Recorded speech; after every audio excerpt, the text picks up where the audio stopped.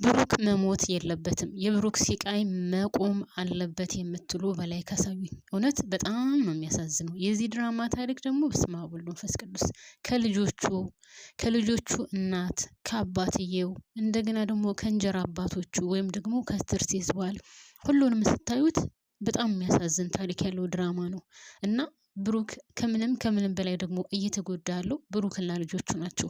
ልጆቹ አባታችን የት አለ እያሉ በመጠየቅና በአባታቸው ናፍቆት እየተሰቃዩ ነው።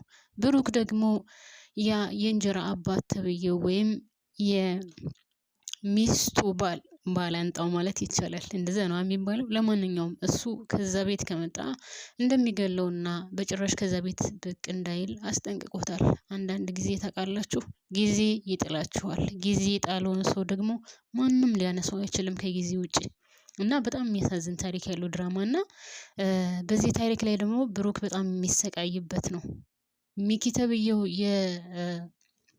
ልጆቹ እናት ባለቤት ሚኪ ተብዬው እንግዲህ ብሩክን እያሰቃየ ያለው እሱ ነው። ከዚህ በፊትም የመኪና አደጋ እንዲደርስበት ያደረገው እሱ ነው። ሲቀጥል ወደዛ ቤት ብቅ እንዳይል ወይም ድርሽ እንዳይል በድጋሚ ያስጠነቀቀው እሱ ነው። በጣም የሚያሳዝነው ነገር ግን እንደዛ ስላስጠነቀቀው ከሁሉም ከልጆቹም ከቤቱም ከሁሉም ነገር እንድርቅ ካደረገው በኋላ በጣም የሚያሳዝነው ነገር ከሽማግሌው ራሱ እንዲጠጋ እንዲቀርብ አልፈለግም። ሚጣ የሚሏት ደግሞ ብሩክን ስለምትወደውና ስለምታፈቅረው ይችኛዋን በጣም ነው የምጠላት ማለት ትርሲትን የብሩክን ባለቤት። ብሩክ አሁን የኑሮት ውስጣው በጭራሽ የለም። የመኪና አደጋ ደርሶበት ስለነበረ ምንም የሚያስታውሰው ነገር የለም። ከተነሳ በኋላ ያለውን ነው የሚያስታውሰው። እና ቤተሰቦቼ እውነት በጣም ደስ የሚል ታሪክ እና የሚያሳዝን ታሪክ ያለው ድራማ ነው። ሰላም የኔ ምርጦች እንዴት ናችሁልኝ? ሰላም ናችሁ ወይ? በያላችሁበት ሰላማችሁ በዝዝት ትርፍርፍ ይበልልኝ። ለዚህ ቻናል አዲስ ከሆናችሁ ሰብስክራይብ አድርጋችሁ የደወል ምልክቷን በመጫን ቤተሰብ ሆኑ። ነባር ቤተሰቦች ደግሞ የላይክ ምልክቷን ጫን እያላችሁ ስለዚህ ድራማ ሀሳብ አስተያየት ካላችሁም እንድታካፍሉኝ እላለሁ ማለት ነው። እንግዲህ ድራማውንም እንደቀጠለ ነው። ብሩክን ሚኪ ተብዬ ወይም የትርሴት ባለቤት የልጆቹን አባት መጀመሪያ በመኪና አደጋ እንዲገጭ አደረገው። ፈጣሪ ብሎ ያው በህይወት ተርፎ የሚጣ አባት አስጠግቶት ከሱ ጋር እየኖረ እያለ ነው እንግዲህ ያው ድንገት ተገናኝተው ከባለቤቷ ጋር ተገናኝታ ወደ ልጆቿ እየቀላቀለችው።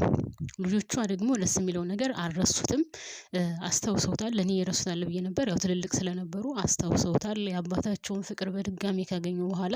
ነገር ግን አዲሱ ሰውዬ ወይም አዲሱ የትርሲት ባል ወደዛ ቤት ድርሽ እንዳይል ያስጠነቀቀው እሱ ነው።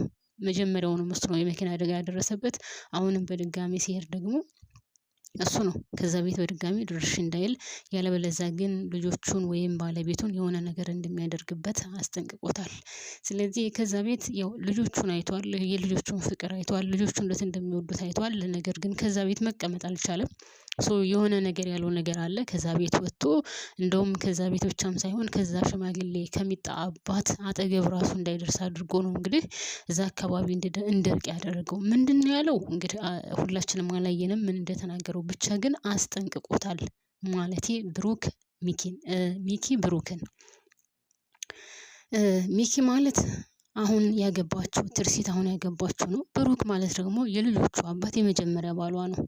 ይህንን ነገር ያደረገው ራሱ እሷን ማግባት ስለፈለገ፣ ከዛ ቤት መኖር ስለፈለገ፣ ንብረቱን መውረስ ስለፈለገ ይመስለኛል እንግዲህ ብሩክን የመኪና አደጋ እንዲደርስበት ካደረገ በኋላ እሷን እንደምንም አባብሎ ያገባት። በዛ ላይ እኮ ቤተሰብ የልብ ጓደኛው ነው ታውቃላችሁ። በአሁኑ ዘመን ማርያምን ማንን ወንድም ሆነ ሴት አትመኑ። እውነት ከባድ ነው። ጊዜ ከጣላችሁ ሁሉም ሰው ነው የሚጥላችሁ። ሁሉም ሰው ጥላት ነው የሚሆነው። ሁሉም ሰው ጥላት። እናንተ ያመጣችሁት እናንተ አምጥታችሁ እንኳን ለሰው ያስተዋወቃችሁት ሰው ያ ሰው ጥላት ሆኖ ነው የምታገኙት።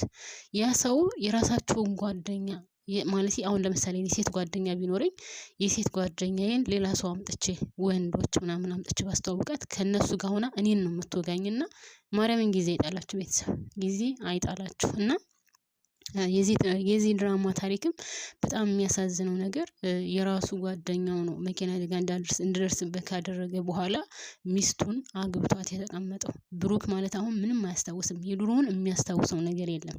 ልጆቹ እንደሆኑ አውቋል። ነገር ግን ይቺ ሴት ይሄ ጓደኛው የድሮ ጓደኛው የነበረው ሚስቱን እንዳገባ የሚያውቀው ነገር የለም።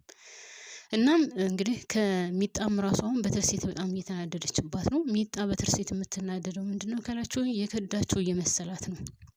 እሷ ናት ይሄን ሁሉ ወንጀል ያደረገችበት ብላ ስለምታስብ ነው። ሲቀጥል ደግሞ ሚጣ ብሩክን ወደዋለች፣ አፍቅረዋለች። ከአባቷ ነው ተደብቃ ስታዋራው የነበረው። ደስ የሚለው ነገር አባትየው ሰምቶ ያው በድጋሚ አግኝቷት ልጅቷ ህፃኗ ልጅ ምግብ መብላት አልቻለችም።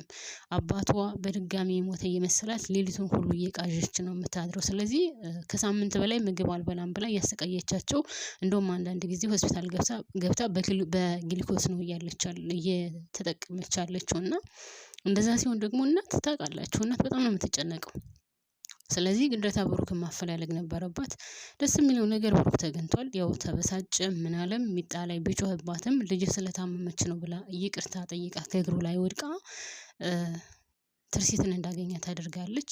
ይህንን ነገር ያደረገው ግን አባትየው ነው። እሷ እንኳን ደብቃ ነበር ማለት የሚጣ አባት ስታወራ ተደብቃ ስታወራ ሰምቷት እሱ ነው ይህንን ነገር ያደረገው። እና ማሮቼ ማለት ነው ታሪኩ በጣም ነው የሚያሳዝነው። እሷ ትርሲት ይሄን የበፊት ባሏን አግኝታ በድጋሚ አግኝተው ወደ ቤቷ ይዘው ሄዳለች። ወደ ቤቷ ይዘው ስትሄድ ልጆቹ በተለይ ሴቷ ልጅ እንዳልኳቸው በጣም የተጎዳቸው ሴቷ ናት። አባቴ ሞቷል፣ አባቴ የት አለ? ቢኖር ይመጣ ነበር፣ አይወደንም ምናምን እያለ ምግብ አልበላ ብላ እናቷን እያስለቀሰች ነበረችው። አባቷ ሲመጣ ግን በደስታ ነበረ። አባቷ እንዳጎርሳት፣ አባቷ አጠገብ ቁጭ እንድትል፣ የትም ትቷቸው እንዳይሄድ ስትማጸን የነበረው ማለት ነው። እና አንዳንድ ጊዜ ታውቃላችሁ ማርያምን ጓደኛዬ የልቤ ጓደኛ ነው ብላችሁ ያቀረባችሁት ሰው እንደዚህ ከኋላችሁ ይወጋችኋል። እንደዚህ ከኋላችሁ ልክ እንዳትንቀሳቀሱ ወይም ደግሞ የትም ቦታ እንዳትሄዱ ምንም መፈናፈኛ እንዳይኖራችሁ አድርጎ ይወጋችኋል። የሩቅ ጥላት እኮ ትጠባበቁታላችሁ። የሩቅ ጥላት ያ ሰውዬ ጥላቴ ነው በርቀት መሄድ አለብኝ ትላላችሁ። ግን የልብ ጓደኛ የሆነ ሰው እንደዚህ ሲያደማችሁ፣ የልብ ቁስል ሲሆንባችሁ በጣም ነው የሚያሳዝነው። እኔ የወንድ ጓደኛ በዚህ ልክ አረመኔ ይሆናል ብዬ ያው ሴት ታውቃላችሁ ብዬ ነው። የወንድ ጓደኛ ግን በዚህ ልክ አረመኔ ይሆናል ብዬ አንድም ቀን አስቤው አላውቅም ነበር። ለማንኛውም